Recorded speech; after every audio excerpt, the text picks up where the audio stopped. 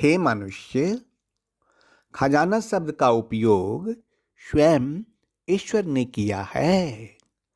धर्मशास्त्र दानियल अध्याय 12 का श्लोक 4 में लिखा है कि परंतु हे दानियल, तो इस पुस्तक पर मोहर करके इन वचनों को अंत समय तक के लिए बंद रख।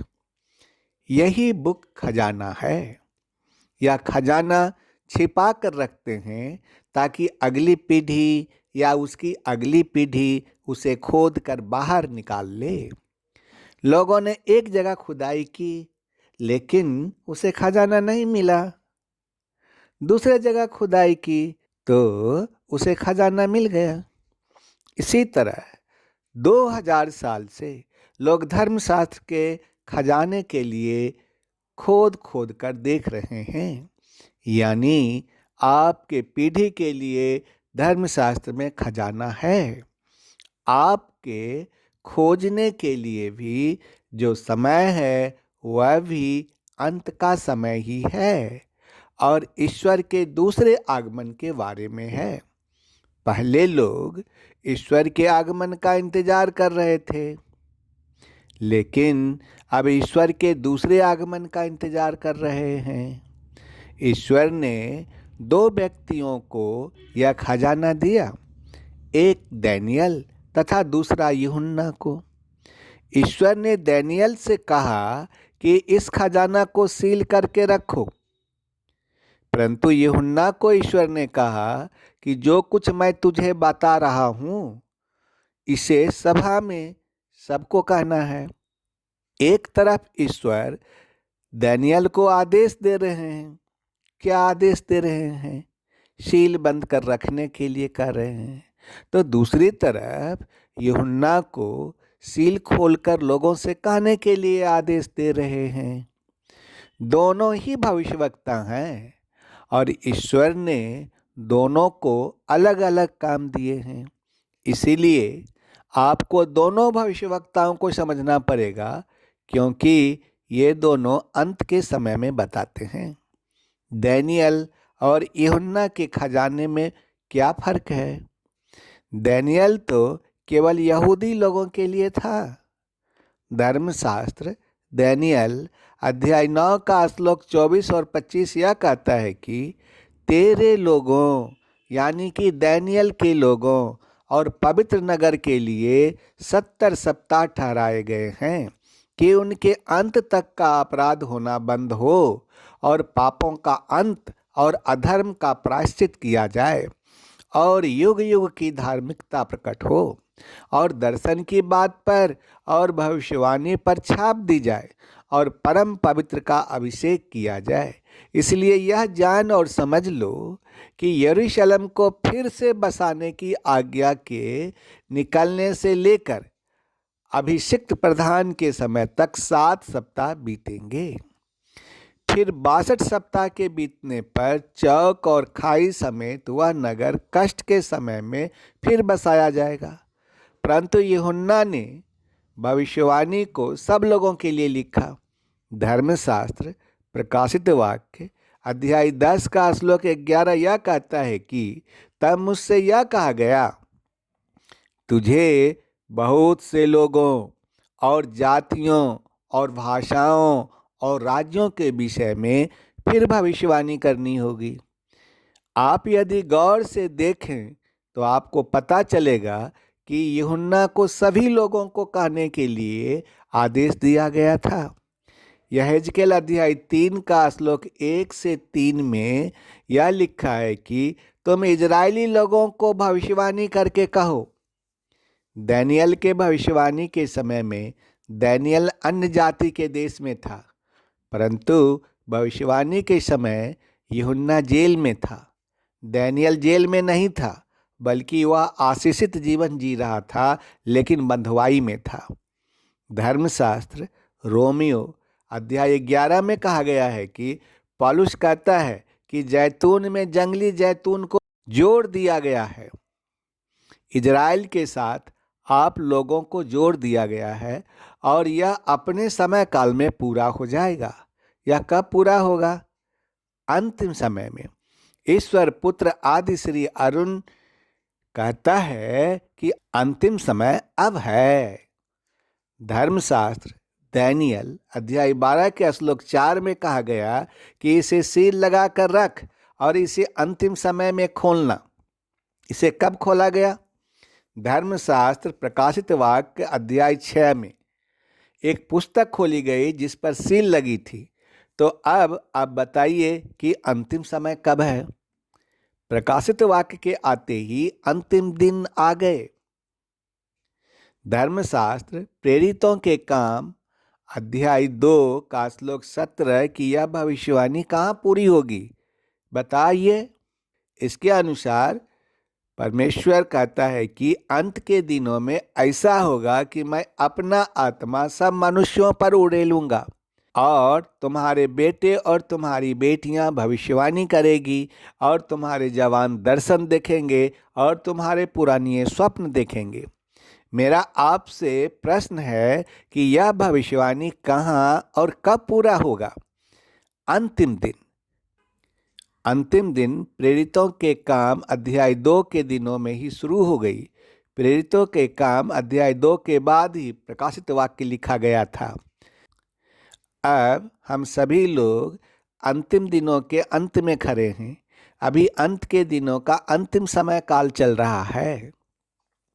ईश्वर ने जब यूहन्ना को प्रकाशित वाक्य की भविष्यवाणी दी तो उन्होंने यूहन्ना से कहा कि इस पर मोहर नहीं लगाना क्योंकि अंतिम समय शुरू हो गया है। लेकिन जब ईश्वर ने दानियल को भविष्यवाणी दी थी तब अंतिम समय नहीं था। इसीलिए ईश्वर ने दानियल से कहा था कि इस पर सील लगाकर बंद कर क्योंकि इसे अंत के समय में खोला जाएगा। अब अंतिम समय आ चुका है, इसलिए आपको हर समय तैयार रहना है। लेकिन अंतिम समय के अंत में आपको किस प्रकार तैयार रहना है अथवा किस प्रकार पूरी तैयारी करना है, इसको अच्छी तरह से समझने के लिए आपको दानियल तथा यूहन्ना का प्रकाशित वाक्य दोनों को समझना पड़ेगा। दानियल ने कहा कि अपना नाम मूर्खों के लिस्ट में से कटवाकर अपना नाम बुद्धिमानों के लिस्ट में लिखवा लो। यह कैसे होगा? जब तुम निर्मलता, उज्ज्वलता तथा स्वच्छता को धारण कर लोगे।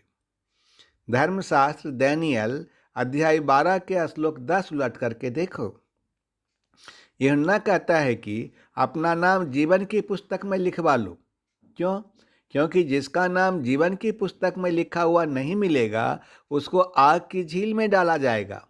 धर्मशास्त्र प्रकाशित वाक्य अध्याय 20 का श्लोक 15 उल्टा करके देखो। अब प्रश्न यह उठता है कि जीवन की पुस्तक में नाम कैसे लिखवाया जाएगा? जीवन की पुस्तक में किसका नाम लिखा जाएगा? जो ईश्वर के इकलौते पुत्र पर विश्वास करेगा उसी का नाम जीवन के पुस्तक में लिखा जाएगा ताकि उसका नाश नहीं हो।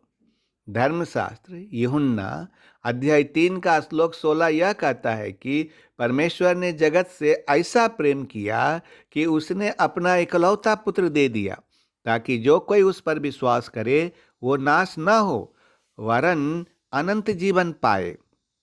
धर्मशास्त्र प्रकाशित वाक्य अध्याय 13 का श्लोक 8 यह कहता है कि जब कोई व्यक्ति परमेश्वर की आज्ञा के अनुसार उसके पुत्र पर विश्वास करता है तब उसका नाम उस जीवन की पुस्तक में लिख दिया जाता है। धर्मशास्त्र 1 थिस्सलुनीकियों अध्याय 4 का श्लोक 3 यहाँ कहता है कि ईश्वर की इच्छा यह है कि तुम पवित्र बनो, यानी कि तुम निर्मलता, उज्ज्वलता तथा स्वच्छता को धारण कर लो, और दूसरा ईश्वर पुत्र पर विश्वास करो तथा तीसरा ईश्वर की हर एक आज्ञा को मानो। जिसने मेरे विरुद्ध पाप किया है उसी का नाम मैं अपनी पुस्तक में से काट दूंगा। धर्मशास्त्र निर्गमन अध्याय 32 का श्लोक 33 उल्टा कर देखो।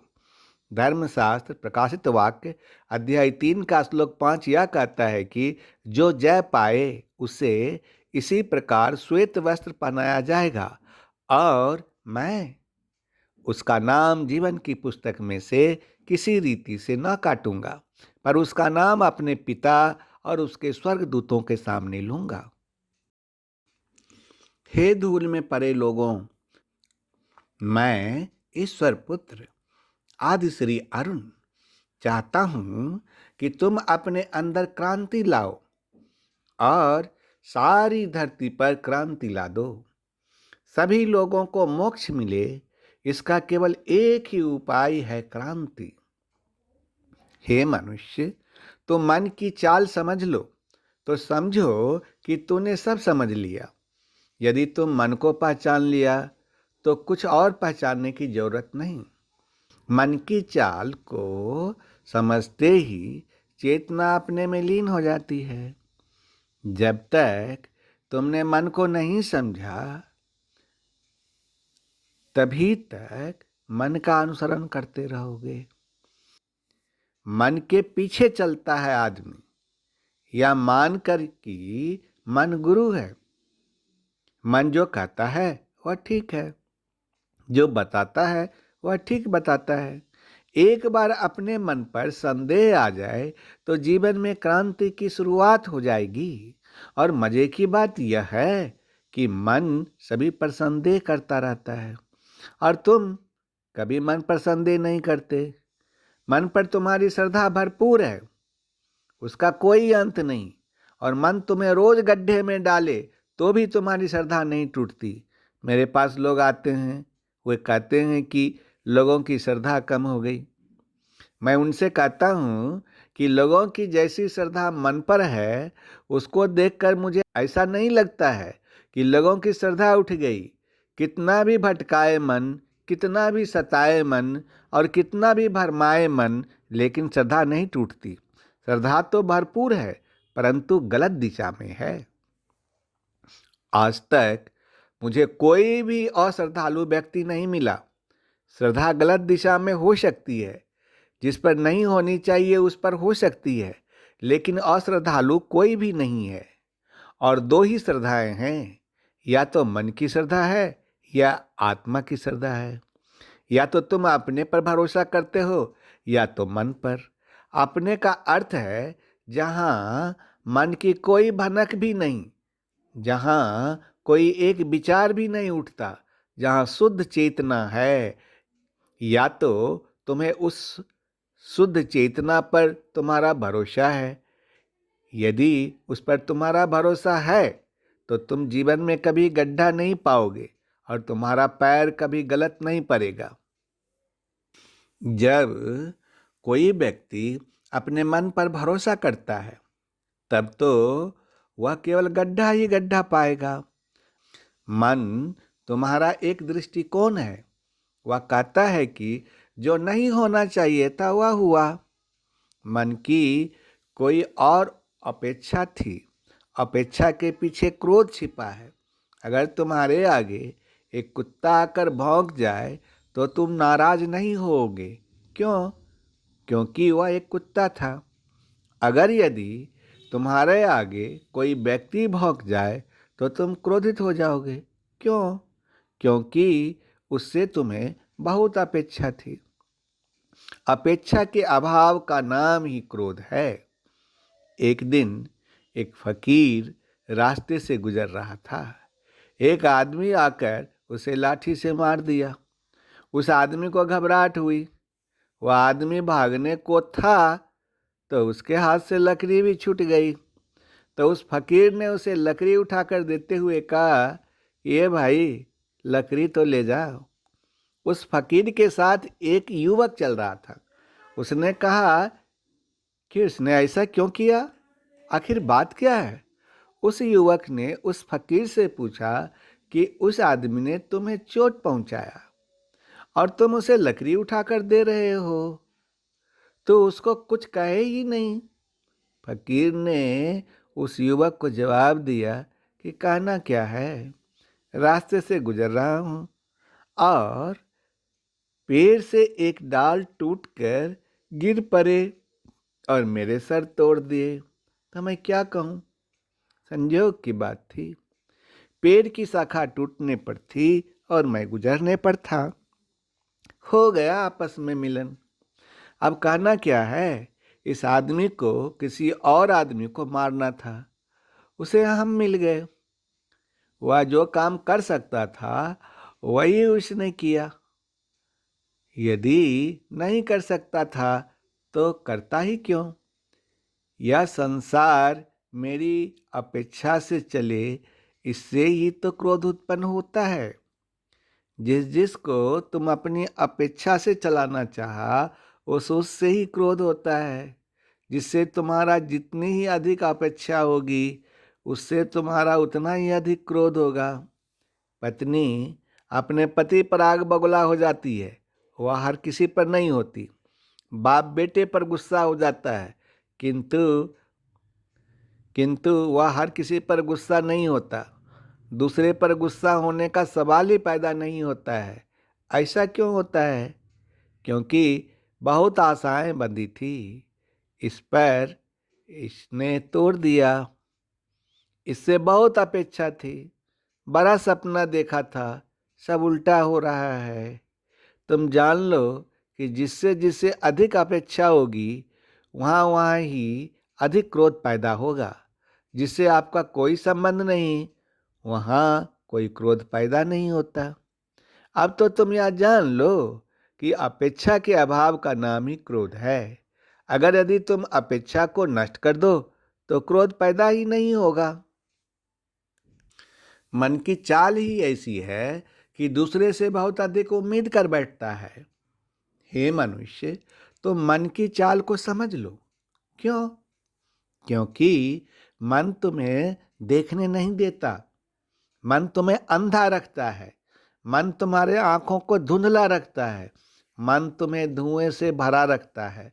वह धुआं ही विचार है। मन इतनी तीव्रता से विचारों को चलाता है कि तुम्हारे पास इतना समय ही नहीं मिलता है कि तुम देख पाओ कि बाहर क्या हो रहा है, अथवा तुम्हारे जीवन में क्या घटना घट रहा है।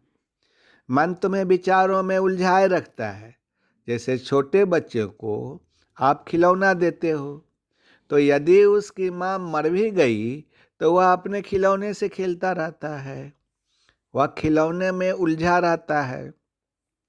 मन तुम्हें विचार देता है और विचार ही खिलौने हैं। खिलौने में भी थोड़ा बहुत सत्य है, परंतु विचारों में उतना भी नहीं। व्यक्ति एक खिलौना से खेल भी नहीं पाता है कि दूसरा निर्मित कर लेता है। तुम्हारे जागने से पहले मन तुम्हें नया खिलौना दे देता है।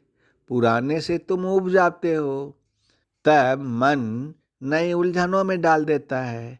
एक उपद्रव बंद भी नहीं हो पाया कि मन 10 उपद्रव में उलझा देता है।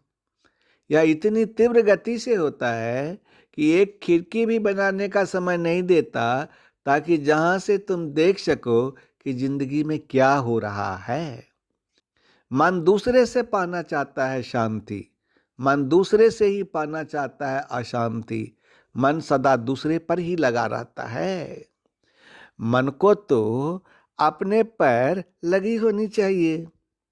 इसीलिए मन को उपद्रव का मूल आधार कहा है। दूसरे से क्या प्रयोजन? दूसरा मुख्य नहीं है, मुख्य तो तुम हो। लेकिन मन हमेशा भरमाता है।